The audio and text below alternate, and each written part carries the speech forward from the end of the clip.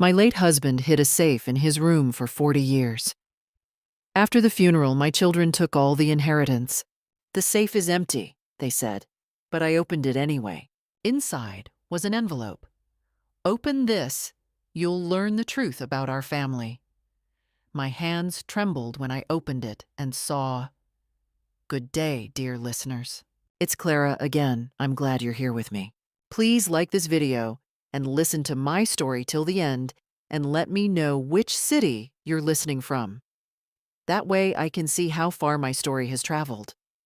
My name is Eleanor Hart, and for 43 years I believed I knew everything about my husband. I believed it the way you believe in the floor beneath your feet, not because you check it every morning, but because it has never once given way. George was a quiet man, a careful man. He drank his coffee black, kept his shoes by the door, and always kissed me on the forehead before bed, even on the nights we'd argued. We had a good life in our house on Clover Ridge Road in Columbus, Ohio. A house with a porch that creaked in just the right way and a garden I'd tended for 30 years. We weren't wealthy, but we were comfortable. George had worked as a civil engineer for the county for most of his career, and I had spent 2 decades as a school librarian before retiring. We had a routine, and in that routine I found a kind of happiness I'd never thought to question. George had 2 children from his first marriage, Diane, who was 51 when he died, and Randall, who was 48. I'd known them since they were teenagers. I had tried, in the way that stepmothers try when they know the odds are against them, to be fair, to be warm, to be present without overstepping. It had never been easy. Diane had her mother's narrow eyes and her mother's talent for saying the polite thing while meaning the cruel one. Randall was quieter, but quieter in the way a locked room is quiet. You sense that something is happening inside, and you are not invited to know what. Still, for the sake of George, we managed. There were Thanksgivings, there were birthdays, there were grandchildren brought to the porch and set loose in the garden. It was not love, but it was family, and I respected the difference. What I did not know, what I would not let myself fully admit until it was too late, was that something had been shifting in that family for years. The first sign came 3 years before George died, when Diane began visiting more frequently, not warmly, purposefully. She would arrive on a Tuesday afternoon, spend 20 minutes with her father in the study with the door closed, and leave without staying for dinner. I told myself it was estate planning. George was 77. His health was not perfect, and it was reasonable that his children would want to understand what would happen when he was gone. I told myself that, and I half believed it. The second sign was the safe. George had kept a fireproof safe in the corner of the study for as long as I could remember. He'd told me early in our marriage that it held his important documents, deeds, insurance papers, his first wife's death certificate, things like that. I had never felt the need to open it. I trusted him. That was the nature of what we had. But in the last year of his life, after his diagnosis, I noticed that the safe seemed to draw Diane's attention in a way that made my stomach tight. Once coming down the hallway, I heard her ask him about the combination. George had answered in a voice too low for me to catch. She had laughed, and the laugh was not the laugh of a daughter reassuring a father. It was lighter than that. Relieved? I said nothing. What would I have said?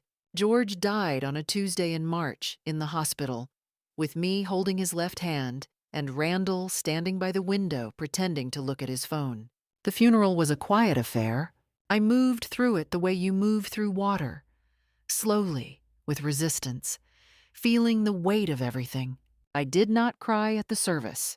I cried at night, alone, in our bed, which suddenly had too much space in it. Diane and Randall stayed in the house for 3 days afterward, helping, as they called it, to sort things out. On the second day, while I was sitting with a neighbor in the kitchen, I heard them in the study, drawers opening, the particular sound of a dial lock clicking through numbers, then silence. That evening, Diane told me that the safe had been opened, that it held only some outdated insurance documents and George's old military discharge papers, and that she and Randall had taken them to be filed properly. "There wasn't much inside, Eleanor," she said, using my full name the way people do when they want to sound authoritative. "Nothing of real value." I nodded. I thanked her. I went upstairs. But something sat wrong in me that night. Something I could not name. I lay in the dark and I thought about the safe, about Diane's face when she'd described it as empty, about the particular flatness in her voice. I thought about 43 years of trusting a man. And then I thought, what if the floor has been giving way for longer than I knew? 2 days after the children left, I walked into the study, sat down in George's chair, and looked at the safe. It was still there, closed, and tucked into the narrow space between the safe's back edge and the wall, invisible unless you were sitting in that exact chair at that exact angle, was a small white envelope. My hands shook as I reached for it. On the front, in George's careful handwriting, "For Eleanor. Open this and you will know the truth about our family." I held it for a long time before I opened it. The letter was 4 pages long, written in George's cramped, deliberate hand. The same hand that had signed birthday cards and grocery lists and the deed to our house for 40 years. I read it sitting in his chair in the quiet of the study, with the afternoon light coming through the blinds in long, pale strips across the floor. I read it once quickly, the way you read something when you are hoping you've misunderstood. Then I read it again slowly, because I had not misunderstood at all. George began by telling me he was sorry, not for the general sorrow of a man who knows he is dying, but for something specific.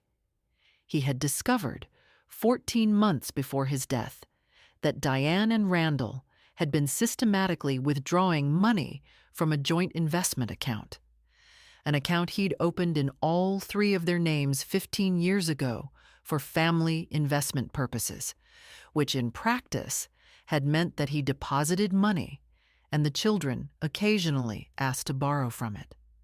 Over the course of 7 years, he wrote, they had transferred $230,000 from that account into private accounts he hadn't known existed.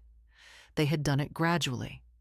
A few thousand here in a slow quarter, 8,000 in a year when he'd been distracted by a minor health scare. They had banked on the fact that he reviewed those statements infrequently and that his trust in them was a blind spot wide enough to walk through. When he'd confronted them, and he had confronted them, which I had known nothing about, they had not denied it. Instead, they had told him that the money was an advance on their inheritance, that they'd assumed he wouldn't mind, that he'd always said the account would be theirs one day anyway. George, who had never been a man comfortable with conflict, had not called a lawyer. He had not called the police. He had done what men of his generation sometimes did when the wound came from their own children. He had absorbed it quietly and tried to decide what to do next. What he had done next was rewrite his will. The new will, he wrote, left the house on Clover Ridge Road to me outright, along with a separate savings account holding $68,000 that only he and the estate lawyer knew about. His instructions were clear. Diane and Randall were to receive nothing beyond a modest sum he'd already designated in a life insurance policy, money they couldn't touch until the proper process was followed. But George had made one catastrophic error. He had not immediately filed the new will with the probate court or left it in a lawyer's care. He had kept it in the safe, believing there was time. He was 79 years old, and he had believed, as people do, that the end was still abstract. The letter told me where the new will had been, inside the safe, in a sealed envelope marked with the attorney's name and address. And Diane and Randall had taken it. I set the letter down on the desk. Outside, a car passed on Clover Ridge Road, its tires making a soft sound on the wet spring pavement, and the ordinary noise of it made the silence inside the house feel even larger. I sat with what I had just read, and I let it settle through me. Not like water, but like something heavier, like sediment. They had stolen from their father while he was alive. They had taken the will after he died. And they had stood in this house 3 days after his funeral and told me, with Diane's careful, authoritative voice, that the safe had held nothing of real value. The anger came later. First came the fear. I was 74 years old. My name was on the deed to this house. I knew that, at least. But the investment account, the savings account George had mentioned, the proper execution of any estate, all of that was now tangled in whatever they had done. I didn't know exactly what they had filed with the probate court. I didn't know what version of the will was currently in the system. I didn't know how far they had already gone. I was afraid. I want to be honest about that. I sat in that chair and I was afraid in the way you are afraid when you realize the ground has been unsteady for a long time and you are only now feeling it. But here is what I also knew. I had the letter. 4 pages, in George's handwriting, describing exactly what had happened, who had done it, and where the evidence could be found. I had the name of the estate attorney, a man named Philip Greer, whose office was on Oak Street downtown. And I had the knowledge that the account records, 7 years of transfers, existed somewhere, in some bank, retrievable by someone with the right legal standing. I was not helpless. I was frightened, but I was not helpless. I folded the letter carefully and placed it inside a zippered pouch in my winter coat. The coat Diane never touched because she found it unfashionable. Then I walked to the kitchen, made myself a cup of tea, and sat at the table where George and I had eaten breakfast for 30 years. What would a sensible woman do? I thought. Not a dramatic woman, not a vengeful woman, a sensible one. She would get a lawyer, not George's estate attorney. Not yet. Not until she understood what had already been filed. A different lawyer. One who was hers alone. I picked up my phone. I called my neighbor and closest friend, Barbara Weston, who had been a paralegal for 20 years before she retired. "Barbara," I said when she answered, "I need the name of a good probate attorney, and I need you not to mention it to anyone." There was a pause. Then Barbara said, "I'll be there in 20 minutes." That was the first decision. And from that decision, everything else followed. Philip Greer's name was on a brass plate beside a door on Oak Street, but I didn't go to him first. Barbara arrived that evening with a notepad and the name of a woman named Catherine Marsh, a probate and estate litigation attorney who had handled a case for Barbara's cousin some years back. "She's not cheap," Barbara said, setting her bag down at my kitchen table with the comfortable efficiency of someone who knows when a situation requires practicality over sympathy. "But she's thorough, and she doesn't lose." I called Catherine Marsh's office the next morning and made an appointment for the following Thursday. In the days between, I did not sleep well, but I used the sleeplessness productively. I went through every drawer in the study. I found bank statements going back 12 years. George had been a paperman, the kind who printed and filed. I found the quarterly statements for the joint investment account. And when I sat with them, and a legal pad, tracking the withdrawals the way George's letter had described, I found them. Transfers. Modest at first, then larger. Consistent with what he'd written, almost to the dollar. I photographed every page with my phone. Then I put the originals in a manila folder and the folder in a tote bag that I kept in my bedroom closet under a folded quilt. I did not tell the children what I was doing. I did not call them. I responded to Diane's one text. A brief checking in, "Hope you're resting," with an equally brief, "I'm fine, thank you." I had learned, reading that text, something about her. She expected passivity from me. She had always expected it. She had built her plan on it. When I met with Catherine Marsh that Thursday, I brought the letter, the bank statements, and a written timeline I'd compiled from memory and from the dates in George's letter. Catherine was a trim woman in her early 50s with a quiet manner and the habit of reading documents with complete stillness, not moving, not reacting, just absorbing. She read everything I brought her. Then she looked up. "Mrs. Hart," she said, "your first question is whether an updated will was filed with probate. Let me check that today." She checked while I waited in her conference room with a cup of coffee I was too nervous to drink. She came back 20 minutes later with a printed document and placed it on the table between us.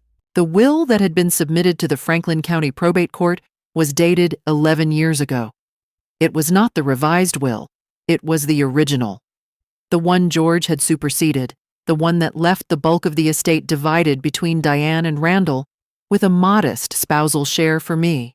Someone had filed the old will. Diane or Randall, or both of them together, had gone to the probate court within days of the funeral and filed a document that George himself had invalidated. Catherine watched me read the filing date. "This was submitted 6 days after the death," she said. 6 days. While I was still sitting in this house eating casseroles brought by neighbors and trying to remember how to sleep, they had been at the courthouse. "Is that fraud?" I asked. "Suppressing a known later will and submitting a prior one," Catherine said carefully, "is, at minimum, a serious matter of civil liability. If we can establish that they had knowledge of the later will and deliberately withheld it, we are looking at something considerably more serious than a civil matter." I felt something settle in my chest. Not relief, not yet, but the particular steadiness that comes when the shape of a thing becomes clear. This is real, I thought. This is happening, and it is real, and there is a path through it. "What do we do first?" I asked. "We subpoena the bank records," Catherine said, "and we contact Philip Greer." Philip Greer, it turned out, remembered the revised will very well. When Catherine called him that same afternoon, I sat in her office and listened. He confirmed that he had drafted it, that George had signed it in his presence, and in the presence of 2 witnesses 14 months before the death, and that George had left the office with the original, intending to store it safely, while a copy remained in Greer's files. A copy in Greer's files. I want you to understand what that meant. They had taken the original from the safe, believing that destroying it, or simply concealing it, would erase its existence. They had not known about the copy. The copy existed. The revised will existed. And it said exactly what George had written to me that it said. That evening, driving home from Catherine's office, I stopped at a red light on Oak Street and sat there for a moment after it turned green, while the car behind me waited patiently. I was thinking about Diane's face when she'd said nothing of real value.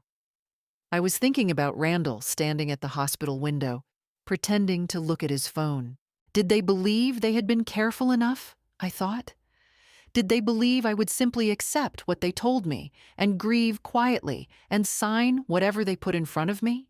Perhaps they did. Perhaps that was the most important mistake they made. I drove home. I made dinner. I called Barbara to tell her what I'd found. And somewhere across town, I learned later, Diane had called Randall that same evening because she had noticed something. Some small change in my behavior, some absence of the grateful, compliant tone she'd expected. "She's not returning my calls properly," she told him. "Something feels off." She was right. Something was very off. I had a lawyer, a copy of the real will, and a subpoena in process. The point of no return had passed quietly, like most important moments do, without fanfare, in an ordinary room, over a cup of coffee I never finished drinking. The subpoena for the bank records was filed on a Monday. Catherine had explained the process carefully.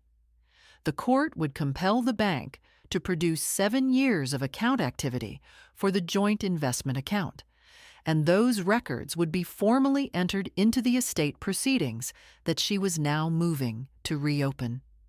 Reopening the proceedings was the first battle, She had to petition the probate court on the basis of newly discovered evidence, specifically the existence of a later will and the copy held by Philip Greer. The petition was filed on the same Monday as the subpoena. I didn't tell the children. I didn't need to. The probate court notified all interested parties automatically, as it is legally required to do. Diane called me on a Wednesday morning.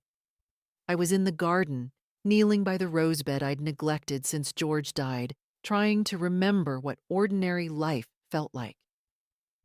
When I saw her name on the phone, I stood up slowly, brushed the dirt from my gloves, and answered, "Eleanor." Her voice had a quality I recognized, tight at the edges, controlled in the middle. "What is this petition? What are you doing?"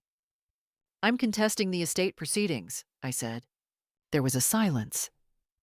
Then, "On what grounds?" "Daddy left a will, Eleanor. It was filed properly. I don't know who's been talking to you or what they've been telling you, but there's a second will, Diane," I said. "Philip Greer has a copy. It was drafted 14 months before your father died." Another silence, longer this time. "That's not possible," she said. But her voice had changed. The control in the middle had gone soft. "I'd like you and Randall not to contact me directly about this anymore," I said. "You can speak with my attorney.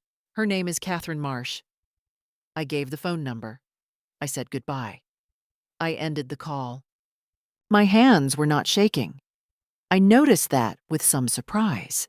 They came to the house 2 days later, both of them, which told me they'd been planning the visit together.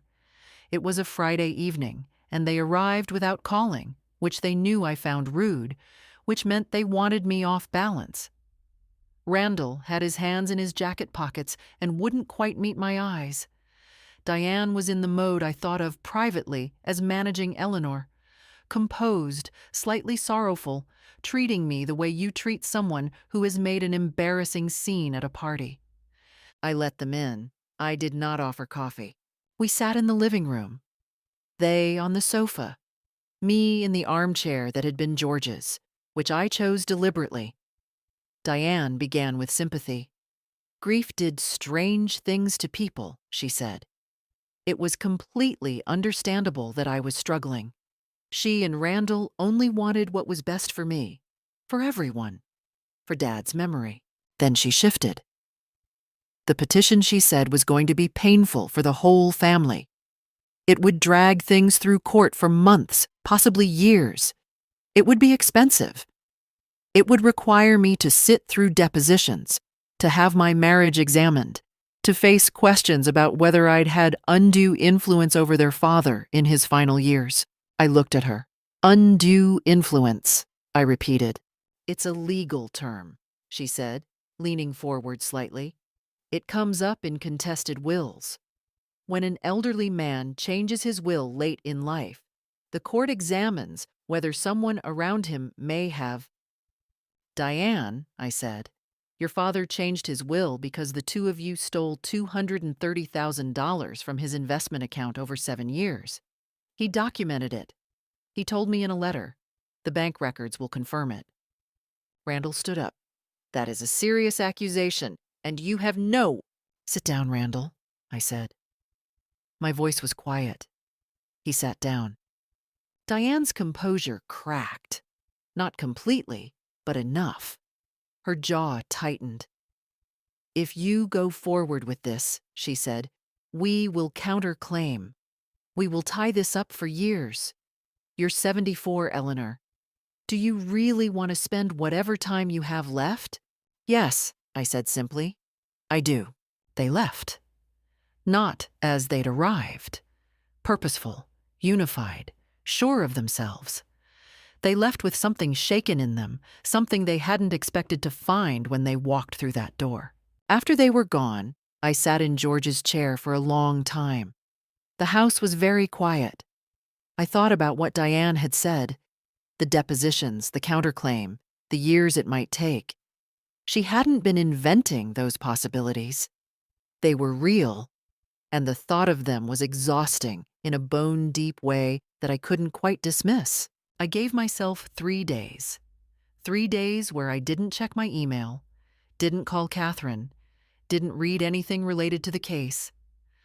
I went to Barbara's house one afternoon, and we sat on her porch and talked about nothing important. Her daughter's new job, the price of tomato seedlings, a novel we'd both half read. I walked in the neighborhood every morning. I ate properly. I slept more than I had in weeks. On the fourth day, I made coffee, sat at the kitchen table, and called Catherine. "I'm ready," I said. "Whatever comes next." The offer came through an intermediary, not directly through Diane or Randall, which told me they'd been advised by someone, a lawyer, I assumed, or perhaps just common sense arriving late, to keep a careful distance.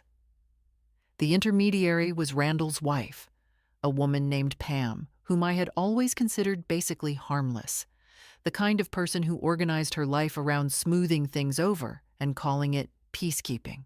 Pam called me on a Sunday morning and asked if she could come by. I said yes, because I was curious to hear what they'd decided to offer. She arrived with a small potted plant, a gesture so obviously coached it was almost touching, and sat across from me at the kitchen table.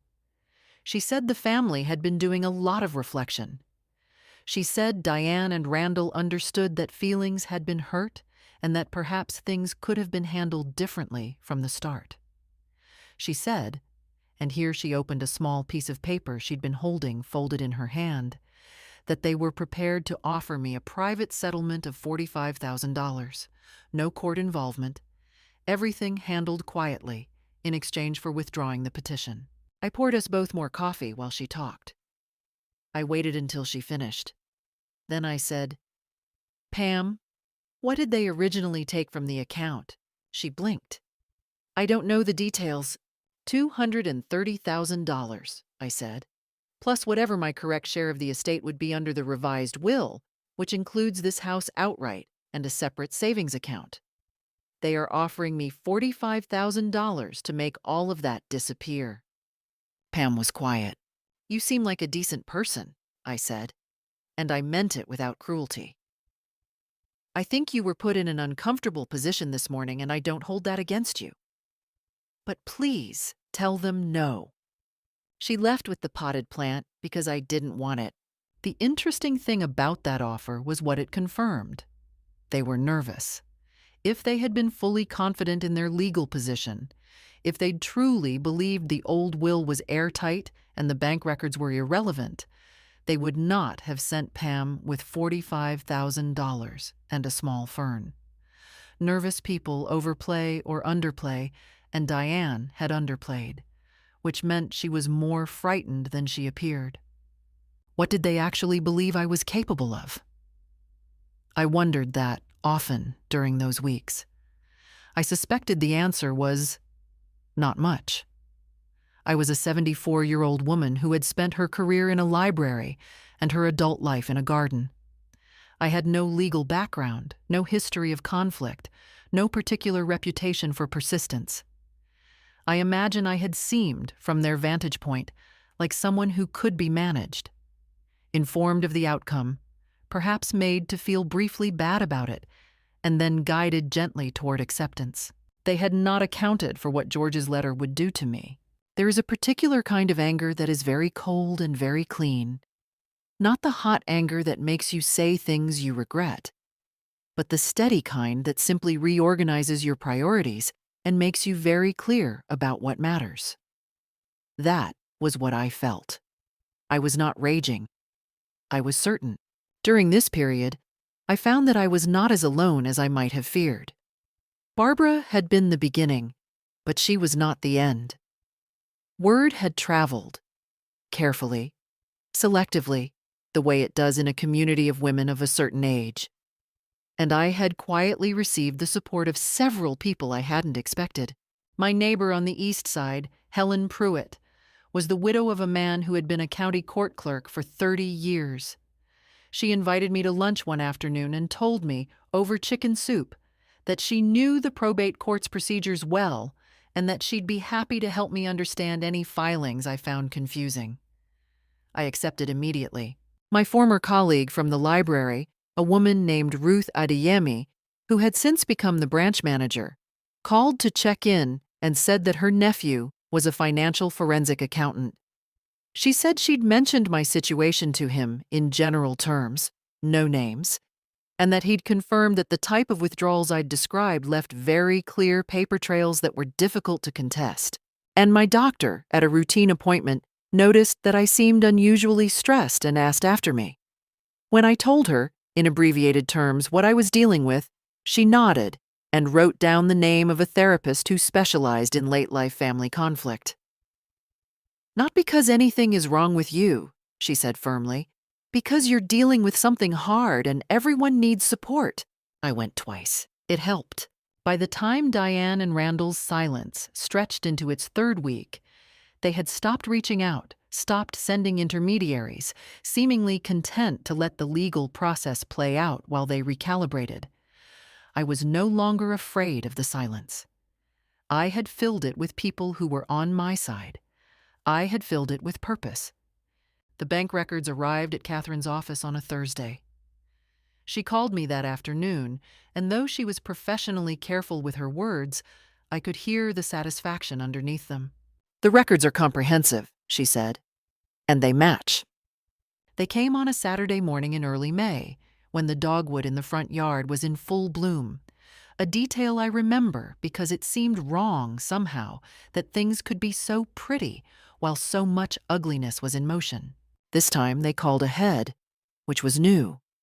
Diane's voice on the phone was different from the last time. Softer, without the tight control. "We'd like to come and talk, Eleanor," she said. "Just talk. No lawyers, no filings. We miss you. You were part of our family for 40 years. I almost said no, but I thought, let them speak. You can learn from what people say when they think they're winning you over. I said yes. I set out coffee and the good cups. They arrived looking subdued. Randall had made an effort with his appearance. A pressed shirt, his hair combed. Diane had left her managing manner at home and come as something that approximated vulnerability. She hugged me at the door, which she hadn't done in years, and said she was sorry for how the last visit had gone. Randall nodded, earnestly, in the way that men nod when they've been coached. We sat in the living room again. The first 20 minutes were warm, almost pleasant. They asked about the garden. They mentioned a memory of George. Diane said she'd found a photograph of us all at Thanksgiving 12 years ago, and it had made her cry. I listened. I nodded. I waited. Then the turn came. It began with Randall, which surprised me. He was usually the follower. "Eleanor," he said, "we want you to think about what this case is actually doing, not just to us. To you." Diane leaned in, picking up the thread with practiced smoothness. The process, she said, was going to be brutal. Depositions, financial scrutiny, a judge examining the most private corners of our marriage. And for what? "Dad is gone," she said, and her voice caught. Genuinely, I thought, or close enough to genuine to be indistinguishable. "He's gone, and whatever he thought he was doing with that letter, whatever state of mind he was in at the end, he was in full possession of his mind," I said. "He was an old man in declining health," she said. "Lawyers will argue that. They will call Philip Greer and they will ask him whether Dad seemed confused, whether he asked the same questions twice, whether there were any—" "Diane," I said, "stop." She stopped. "I know what you're doing," I said. I kept my voice very level. "You're trying to convince me that pursuing this case will be so painful that it isn't worth it. You're suggesting that a judge might decide your father wasn't competent when he made the new will. You're implying that I influenced him." I looked at her steadily. "You came here to frighten me, and you want me to confuse the fear with a reason to give up." Randall started to speak. I held up my hand and he stopped, which seemed to surprise him. "I'm not going to give up," I said. "I want to be very clear about that. Not because I'm angry, though I am, but because your father specifically asked me, in writing, to know the truth. He trusted me with it, and I'm not going to betray that trust to make your situation easier." Diane's softness left her face. What replaced it was the expression I'd always known was underneath. Flat, calculating, old. "You think you're going to win this," she said. "I think the evidence is very clear," I said, "and I think you know it. We will make this as difficult as possible." Her voice had dropped, and there was something in it that was meant to frighten me. Not a threat exactly, but the promise of a threat. "Every document, every deposition, every filing. You will be exhausted before this is over." "Perhaps," I said, "but I'll be on the right side of it." They left without saying goodbye. The front door closed, not slammed, which would have been undignified, but closed with a firmness that was its own kind of statement. I stood in the living room, and I felt something cold move through me. A real fear, not the managed kind. The recognition that they had meant what they said, that they had the resources to make the process long and grinding, that exhaustion was a genuine weapon in their hands. I was 74. I was not going to pretend that didn't matter. But then I thought about George's handwriting. For Eleanor. "Open this, and you will know the truth about our family." He had left me that letter because he believed I was capable of doing something with it. He had trusted me with the most important truth of his final years. He had seen something in me that his children apparently had not. The fear didn't leave, but it moved to one side and made room for something steadier. I went into the kitchen and called Catherine. "They've escalated," I told her. "Good," she said, and I could hear what she meant by it. Escalation meant they were afraid people made mistakes. The hearing was scheduled for a Tuesday in June in a courtroom on the third floor of the Franklin County Court of Common Pleas, a room with high ceilings and fluorescent light and the particular institutional smell of carpet that has absorbed decades of anxiety. Catherine had prepared me thoroughly. We'd spent 3 sessions going over what I would be asked, how I should answer, where the critical evidence would be introduced. "You will be calm," she'd said, in the way that made it a statement rather than a request. "You know this material better than they expect you to. Let that do the work." I wore the blue dress I'd bought for George's retirement dinner 12 years ago. It fit differently than it had then, but I liked what it represented. A moment when things were good, when I was standing next to him, and the future felt ordinary and long. Diane and Randall arrived with their attorney, a man named Gerald Stokes, who had a high-priced manner and the kind of confidence that comes from usually being in the stronger position. He assessed me across the courtroom with a brief professional glance and seemed to categorize me quickly. I noted that he seemed comfortable. Comfort was sometimes a liability. The morning began with procedural matters: Catherine's petition, the submission of Philip Greer's copy of the revised will, the authentication of George's handwriting by a forensic document examiner who had compared it against 12 years of signed correspondence. Stokes objected to various things in the methodical way of a lawyer who is buying time while recalibrating. Then came the bank records. Catherine presented them chronologically, walking the judge through 7 years of transfers from the joint investment account to 2 private accounts, one in Diane's name, one in Randall's, with clean, annotated charts that Ruth's nephew had helped prepare. The numbers were unambiguous. The dates were unambiguous. The accumulation of $231,412 was unambiguous. Stokes's response was that the transfers had been authorized by George, that George had been aware of them, that they represented an informal arrangement between a father and his children that was well within the norms of family financial management. The judge asked whether there was any written documentation of this authorization. There was not. The judge asked whether there were any communications, emails, letters, text messages, in which George expressed awareness of and consent to the transfers. There were not. Then Catherine called Diane to the stand. I watched Diane walk to the witness stand, and I thought, she is very good at this.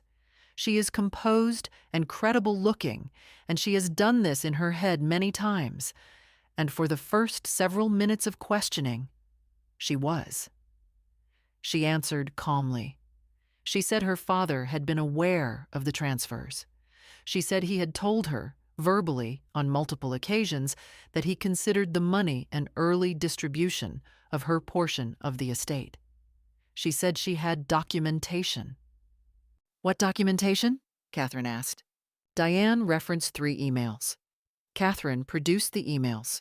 She asked Diane to read the relevant portion of the first one aloud. Diane read it. It was from 7 years ago, a brief exchange about a family vacation, in which George had written, "Happy to help with the trip costs, we'll sort out the details later."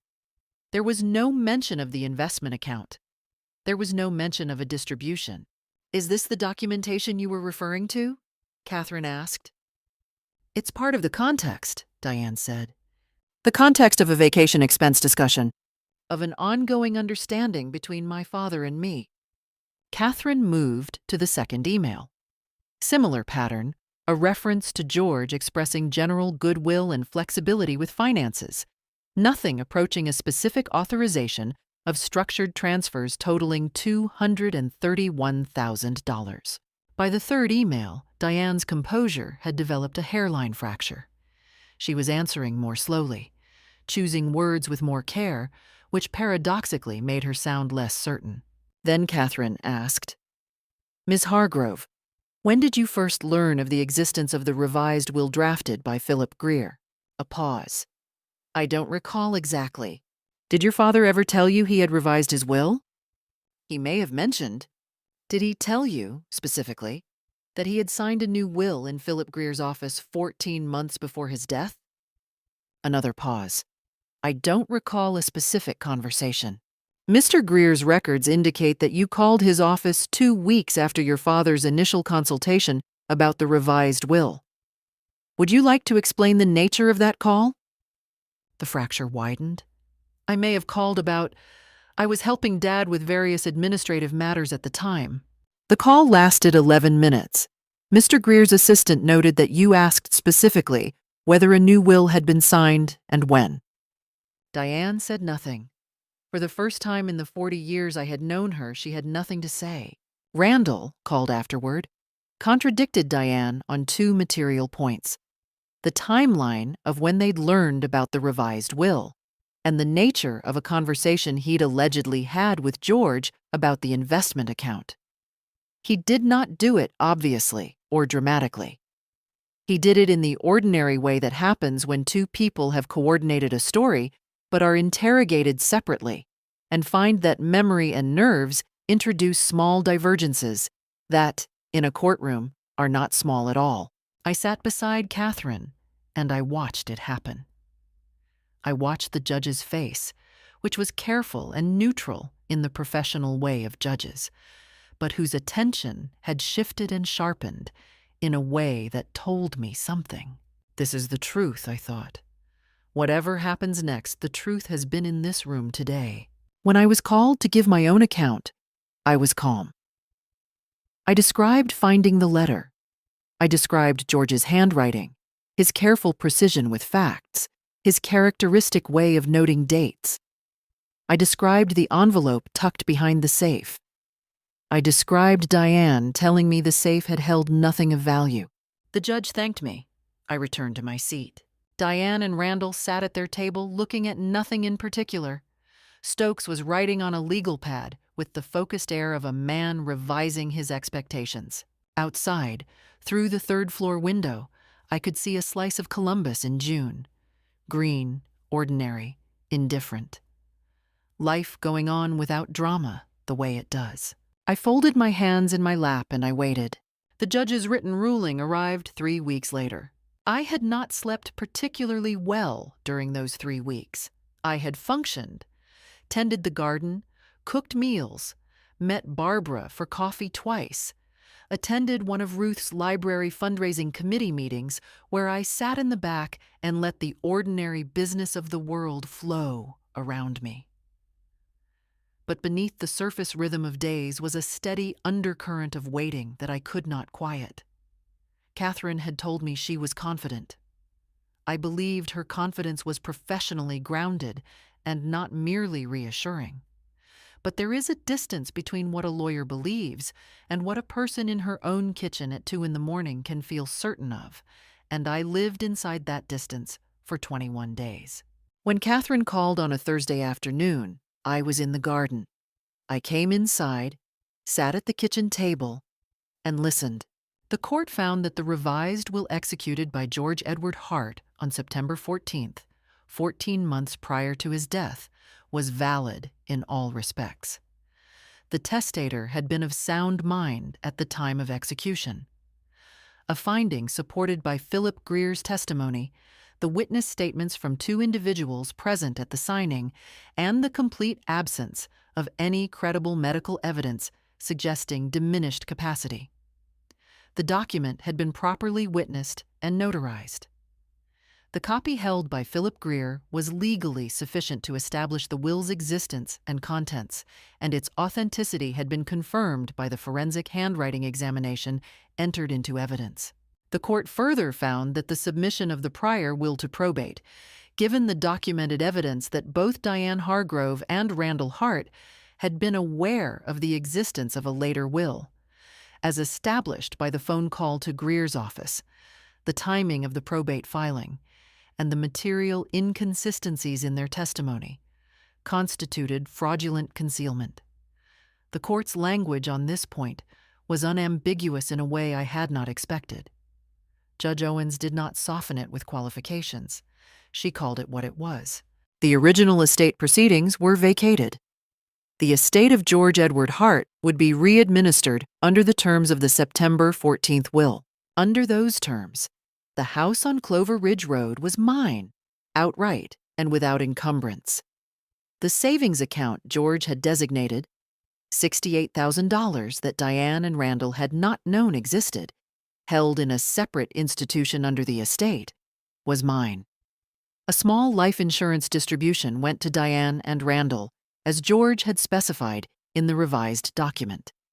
It was considerably less than they had received under the fraudulently filed prior will. The court ordered the return of those funds. And then there was the matter of the investment account. The court referred the financial records to the Franklin County Prosecutor's Office for review of potential criminal liability. Catherine explained this carefully. It did not mean charges had been automatically filed, only that the matter was now in the hands of people whose specific job it was to determine whether what Diane and Randall had done crossed from civil fraud into criminal territory. Given the amounts, given the 7-year pattern, given the documented concealment of the will, she believed the referral was more than procedural. What does this mean for them practically? I asked. It means they will each need criminal defense attorneys, Catherine said, in addition to whatever they have already spent on Gerald Stokes, and separately from the civil claim for the $231,000, which we will be filing within the month. I sat with that for a moment. Outside the kitchen window, the garden was very green in the late afternoon light. The roses I had neglected in the weeks after George's death and slowly brought back through the spring were in bloom along the back fence. Ordinary, sturdy, returning because that is what roses do when someone tends them. "Are you all right?" Catherine asked. "Yes," I said. And I was not in a triumphant way, not in the way I'd imagined when I was still afraid and picturing what winning might feel like.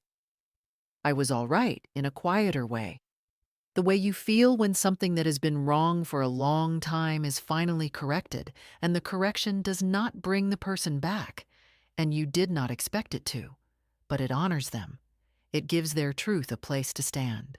The civil claim was filed the following month. Diane and Randall contested it, because of course they did. They had no realistic alternative at that point, And people who have committed themselves to a position rarely abandon it cleanly, even when the ground beneath it has entirely gone. But the bank records were the bank records, and their defense had been substantially hollowed out by their own contradictory testimony. 18 months after Catherine's initial petition, they agreed to a settlement. $218,000 returned to the estate, the shortfall explained by what their respective legal teams had cost them, which was itself a form of justice I had not anticipated, but did not mourn. Stokes, I imagined, had billed extensively and without apology. Diane sent me one communication after the settlement was finalized. A single text message that read, "I hope you're satisfied." I read it once, set the phone face down on the kitchen counter, and went outside to water the roses. I did not respond. There was nothing to say. The truth had already said everything that needed to be said in a courtroom on the 3rd floor of the Franklin County Court of Common Pleas on a Tuesday in June, while the city went about its ordinary business outside the window, and George Edward Hart's revised will was finally, properly honored. The summer after the settlement was the best summer I could remember in many years, which surprised me, because I had expected to feel George's absence more acutely once the distraction of the case was gone. Instead, I felt a kind of spaciousness that I hadn't known I was missing. I repainted the study, not to erase George, but to make it into something that was mine as well as his. I chose a soft sage green that looked good in the afternoon light. I moved his desk to face the window instead of the wall, which is where I'd always thought it should be. I kept his books on the shelves and added my own. I used a portion of the recovered money to do something I had mentioned to George more than once and never acted on. I traveled. Barbara and I went to New England in the fall, renting a small cottage in Vermont for 2 weeks. We drove along roads lined with maple trees that had turned improbable colors, and we ate dinner at places that had no dress code, and we talked for hours in the evenings, the way you can when you are old and have survived enough to have something to say. I took a train to see a college friend in Philadelphia. I flew, for the first time in 11 years, to visit my nephew and his family in Oregon. I also, quietly, established a small fund at the Columbus Public Library, not large, but meaningful, in George's name, to support literacy programs for adults. Ruth helped me set it up. There was a small plaque. I don't know if George would have wanted a plaque, but I thought he deserved one. I was not without sorrow. There were mornings when the house was very quiet, and his absence was a specific weight in the room. There were moments, a piece of music, a particular quality of evening light, the smell of coffee on a cold morning, when grief arrived without warning and was as sharp as it had ever been. I did not expect the happiness to cancel the grief. I had learned by then that they can coexist, and that coexistence is not the same as contradiction.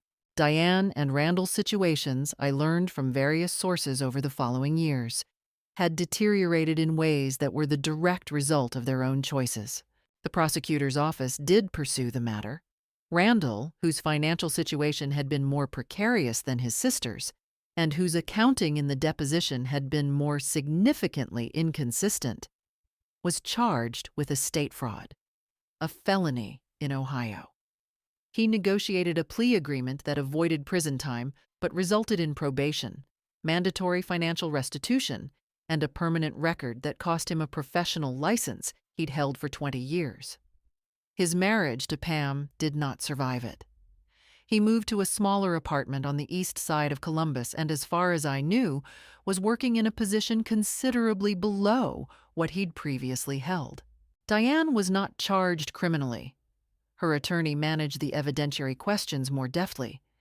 But the civil judgment against her, combined with the attorney's fees she'd accumulated, had severely damaged her finances.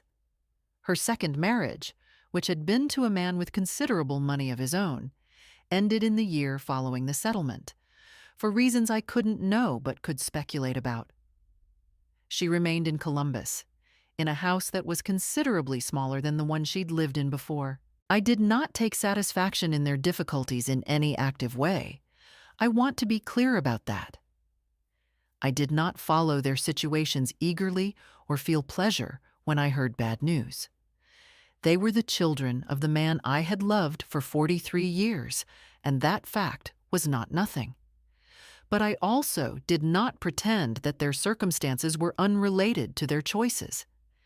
They had built something on a lie, built it carefully, over years, with deliberate effort. And when the lie was removed, what they had built came down. That was not punishment. That was the natural weight of consequence. The house on Clover Ridge Road was beautiful in the spring. The roses I'd tended for 30 years came back, as they always did, and the porch creaked in the right way. And on good mornings, I would sit out there with coffee and watch the neighborhood begin its day and feel something I could only describe as earned peace. Is it possible to grieve someone and also feel grateful for what they left you? I think it is. George left me the letter. He left me the truth. He left me, in his careful and indirect and flawed way, the means of protecting what we had built together. And I had honored that. That was enough. That was more than enough. George kept a secret from me for 43 years. Not to deceive me, but because he was a man who struggled with confrontation and who hoped, until he couldn't anymore, that things would resolve themselves. In the end, he found his way to trust me with the truth. What I learned is this: peace is not the same as passivity. Trusting your instincts, that tight feeling in your stomach when something is wrong, is not paranoia. And it is never too late, at any age, to stand up for what is right, and to refuse to let people who underestimate you define what you are capable of. What would you have done with that letter? I often wonder if I would have been brave enough, 10 years younger, 5 years younger. I'd like to think the answer would always have been yes. I hope you'd say the same. If this story moved you, I'd love to know. Leave a comment below and tell me what you would have done in my place. And if you want to hear more stories like this one, please subscribe. Thank you so much for spending this time with Eleanor Hart.